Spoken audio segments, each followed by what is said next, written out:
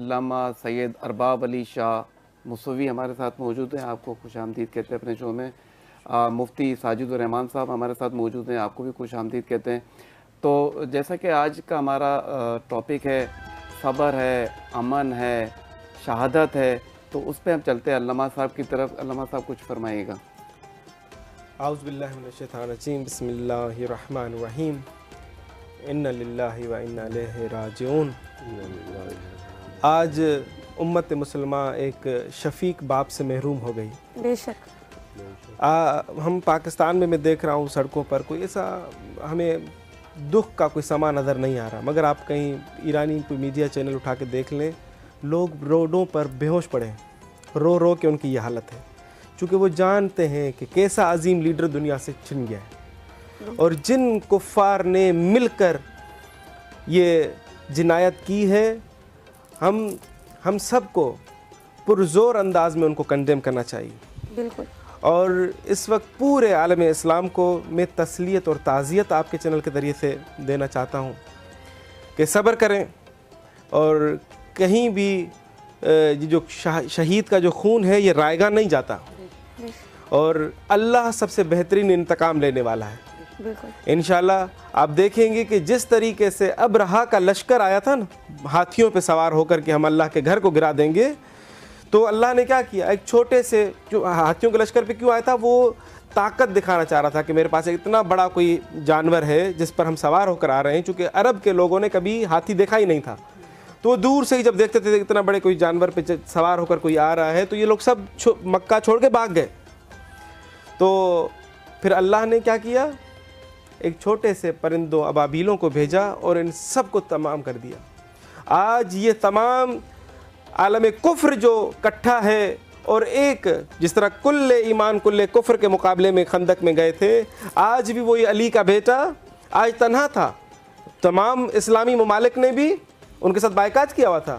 تمام اسلامی ممالک نے ان کے قتل ہونے کے لیے زمینہ فراہم کیا, اپنے اڈے فراہم کیے, اپنی زمین دی.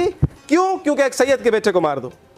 آج یہ دنیا دیکھے گی کہ ایسا عظیم لیڈر جو دنیا سے چھنا ہے, ان کی خال جو ہے شاید صدیوں تک بھر نہ سکے, مگر کوئی مسئلہ نہیں. میں بی بی زہرا کو بھی تعزیت عرض کروں گا کہ توحید تو بچ گئی, مگر آج پھر ایک زہرا کا لال مر گیا. یہ دنیا یہ سمجھ رہی ہے کہ آج یہ پوری ایران کے ارد گرد بڑے بڑے طاقتور جہاز اور ہیلی کاپٹرز اور نہ جانے کون کون سے میزائل لے کر کھڑے ہیں, اور وہ سمجھ رہے ہیں کہ آج ہم بہت بڑی طاقت ہیں اور ایران کو ختم کر دیں گے.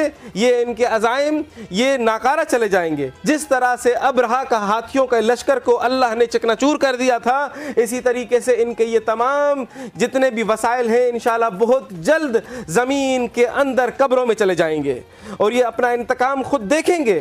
اور ویسے بھی امام حسین علیہ الصلوۃ والسلام فرماتے ہیں کہ اگر ان جسموں کا اختتام موت پر ہے تو شہادت اس کے لیے بہترین راہ ہے. انسان شہید ہو جائے, اللہ کی راہ میں چلا جائے. ایک 86 سالہ بوڑھا شخص جس نے پورے کفر اور نفاق اور یہ تمام یہود و نصارہ کی نیندیں اڑائی ہوئی تھیں, وہ آج دنیا سے گیا ہے. اور امت مسلمان کو شاید بہت ساروں سے میں پوچھتا ہوں, ان کو پتہ ہی نہیں.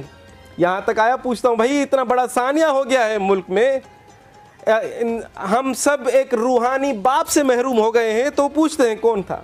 تعجب ہے. اور ایسے مسلمان کہلوانے والوں پر ہم کیا کہہ سکتے ہیں کہ یہ لوگ جو ہیں ابھی تک غفلت کی نیند میں سو رہے ہیں. ان کو پتہ نہیں ہے کہ کتنے بڑے عظیم سانحہ رونما ہو چکا ہے. یقین جانیے, میں ابھی وہاں بیٹھا تھا, وہ دیکھ رہا تھا کچھ کلپس, تو جتنے بھی حرم ہیں, جتنے بھی مساجد ہیں, وہاں پر تو خواتین, بچے, بوڑھے سب رو رہے ہیں, گریا کر رہے ہیں. مگر میں نے دیکھا ایک کلپ کے روڈوں پر خواتین اور مرد جس نے جہاں پر خبر سنی گاڑیاں روک لی, ان سے کوئی کام نہیں ہوا. ان کے ٹانگوں نے کام کرنا چھوڑ دیا کہ ہم قدم کیسے بڑھائیں. وہیں جہاں جس نے سنا وہ وہیں پر اتنے بڑے عظیم ثانیے کی مذمت بھی کر رہا تھا. میں نے دیکھا لوگ بے ہوش, کوئی وہاں پڑا ہے, کوئی وہاں پڑا ہے, صرف کس لیے کہ ایک عظیم لیڈر دنیا سے چھن چکا ہے.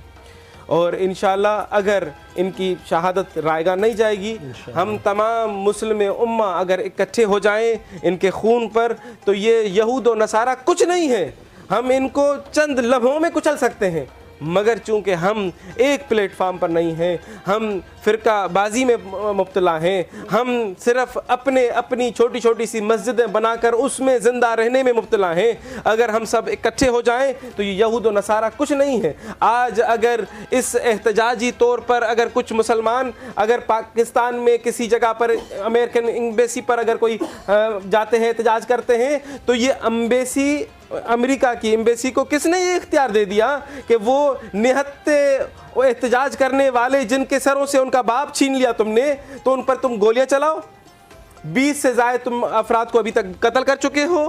کیا پاکستان کی گورنمنٹس کہاں ہیں؟